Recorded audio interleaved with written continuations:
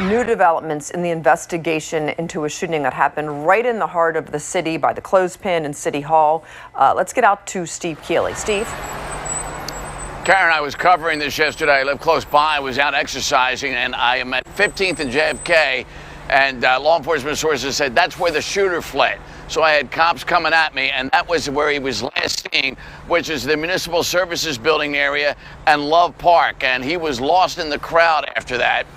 And sadly, these photos that we obtained from law enforcement sources, I'm just putting them out at 4 o'clock, and we would have loved to have put them out instantly after the 12/23 shooting. But it took a while for those surveillance videos to be found, for him to be identified, and then to take some still pictures from the surveillance. So this is the Dilworth station, which we have reported on violent crimes too many times to count just in the past year alone. And SEPTA sources told me they just got a new deployment after the other guy was ousted, and the new chief is making a lot of positive changes. Sadly, that deployment wasn't set up just yet, but they believe had it been, that crimes like this may have been prevented. And so plenty of cops on the scene, Philly police, SEPTA police, right at high noon, and they were stopping trains. We talked to people that were held up on trains for a couple of hours, and everybody was scared because they heard the shooting. It echoed down in the pedestrian tunnels, and of course, if you were on that train, you can only imagine there's nowhere to run except duck under the seats.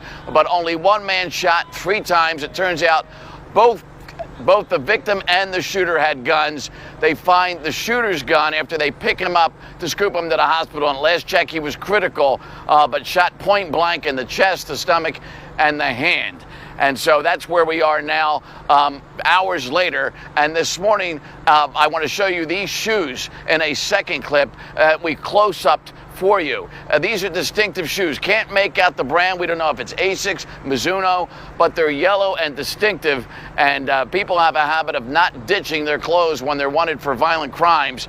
And if he's not still wearing them, people may know a guy that does wear them. Our other information from the sources say this shooter and the man that was captured, who had been seen with him, both were seen boarding the SEPTA train at 69th Street in Upper Darby. So they figure he may live out in the West Philly, Upper Darby area, since that's where he got on the train before getting it to 15th Street here at City Hall downtown. So they are on the lookout for him in the Upper Darby area as well. But those shoes are key. If you recognize those shoes, and chances are if you know somebody that wears shoes that stand out like that, you know who that is. Because when you're wearing a mask, it's hard to identify. But they did get one shot that you see in our video, if we can put it back up, where the mask is down. However, he's in the doorway of the train there, and that's why it's kind of darker than everybody would like. But they may put out enhanced photos to the public today to add to what we're showing from our law enforcement sources. But Karen,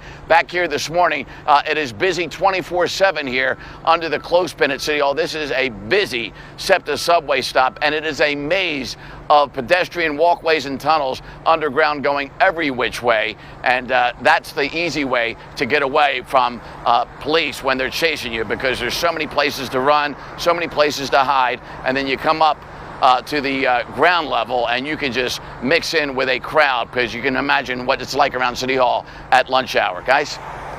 Thank you, Steve.